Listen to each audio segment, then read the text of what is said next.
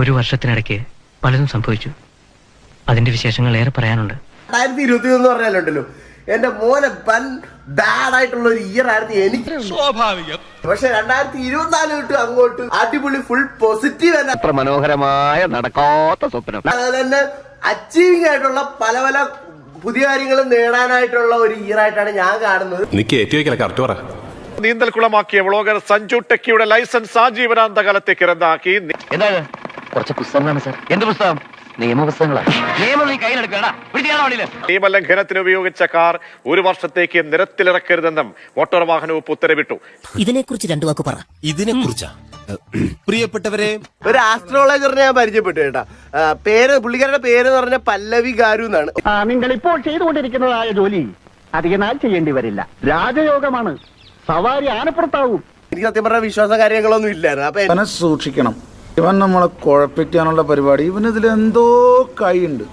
അവരെ കൺസൾട്ട് ചെയ്ത് കഴിഞ്ഞാൽ അവർ 2 സൊല്യൂഷൻസ് ആണ് കൈസ് എനിക്ക് പറഞ്ഞു തന്നത്. ഒരെണ്ണം ഞാനായിട്ട് ചെയ്യാനോ. ശിക്ഷയുടെ ഭാഗമായുള്ള സഞ്ജു ടെക്കിയുടെയും കൂട്ടുകാരുടെയും ആലപ്പുഴ മെഡിക്കൽ കോളേജിലെ ആതുര സേവനം തുടരുകയാണ്. അതിന്റെ എല്ലാം ഇതിനൊക്കെ ഒരു ടൈമും കാര്യങ്ങളൊക്കെ ഉണ്ട്. അതൊക്കെ അവർ കൃത്യമായിട്ട് എനിക്ക് പറഞ്ഞു തന്നിട്ടുണ്ട്. താനൊക്കെ ഏത് കാലത്താണോ ജീവിക്കുന്നത്? സാമാന്യ ബോധം എന്നൊരു കാര്യമുണ്ടോ തനിക്ക്? എന്നിട്ട് ഇതുവരെ യൂട്യൂബിൽ നിർത്തിയ പണം എൻഫോഴ്സ്മെന്റ് കൊണ്ട് പിടിച്ചെടുത്തു. എന്തൊരു ബഹളമായിരുന്നു. ഇപ്പൊ എന്തായടാ? എന്റെ മാനം കളയരുത്. എന്റെ ഒരു ഹാജത്തുകൊണ്ട് ആദ്യമായിട്ടൊരു അബദ്ധം പറ്റിയതാണ്.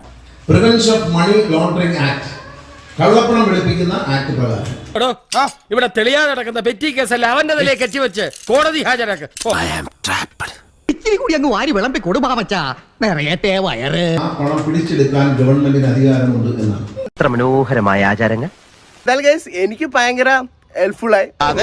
ഒരുമാതിരി മുട്ടാപ്പോക്ക് ന്യായമാണ്. തോറ്റ് തുന്നം പാടിയിട്ട് അതിനെ ന്യായീകരിക്കാൻ ശ്രമിച്ചുകൊണ്ടുള്ള ഒരു നാടകം. വന്നു കയറിയ പെണ്ണിന്റെ ഐശ്വര്യം അല്ലേ പിച്ചി. അതുപോലെ തന്നെ നിങ്ങൾക്ക് ഇപ്പൊ കുറെ പ്രശ്നങ്ങൾ നേരിടാം. അങ്ങനെ പറ്റുവാണെങ്കിൽ ഒരു ആസ്ട്രോളജറിനെ ആണെങ്കിൽ ചിലപ്പോ നിങ്ങളുടെ സാധനം ഇത് ഓക്കെ ആവും. ഇങ്ങോട്ട് വന്നേ നീ, എന്നിട്ട് ഇങ്ങോട്ട് നിന്നേ നീ.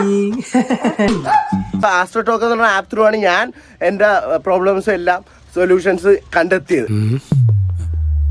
വെറുതെ ചിരിപ്പിക്കരുത്. ഇത്രയും വലിയ ഗതികെട്ടവൻ ഈ ലോകത്ത് വേറെ ആരെങ്കിലും ഉണ്ടാവും എന്റെ കർത്താവേ. നിങ്ങൾക്ക് വേണമെങ്കിൽ അവരുടെ ഡീറ്റെയിൽസും കാര്യങ്ങളൊക്കെ ഞാൻ താഴത്ത് ഇട്ട് കൊടുത്തേക്കാം. നിങ്ങൾക്ക് വേണമെങ്കിൽ അത് ചെക്കൗട്ട് ചെയ്യാം. വേണ്ട. ഇപ്പൊ നിങ്ങളുടെ ഹീറോ എന്ത് ചെയ്യുന്നു? Will he give up? Licence ശരിക്കും ലൈഫ് ലോങ് RTO ഒക്കെ കട്ടാക്കിയിരിക്കുകയാണ്. ചങ്കു പൊട്ടി നിൽക്കാ പാവം. ഇനിയും വിഷമിപ്പിക്കരുത്. ഞാൻ ചിലതൊക്കെ തീരുമാനിച്ചിട്ടുണ്ട്. എന്ത് വേറെ വഴിയൊന്നും കണ്ടില്ലെങ്കിൽ അത് തന്നെയാണ് തെറ്റ്. ഈ സാധനം ഞാൻ ചെയ്തില്ലായിരുന്നെങ്കിൽ ഒരിക്കലും എനിക്ക് ഇങ്ങനത്തെ ഒരു അവസ്ഥയിൽ എനിക്ക് എത്തത്തില്ലായിരുന്നു. ഞാൻ മനസ്സിലാക്കി കളഞ്ഞല്ല. പോസിറ്റിവിറ്റി സ്പ്രെഡ് ചെയ്യാൻ നോക്കിയെന്ന് മാത്രമേ എനിക്ക് പറയാനുള്ളൂ. ഒരു കുഴപ്പമില്ല, സന്തോഷമുള്ളൂ മക്കളെ, സന്തോഷായി.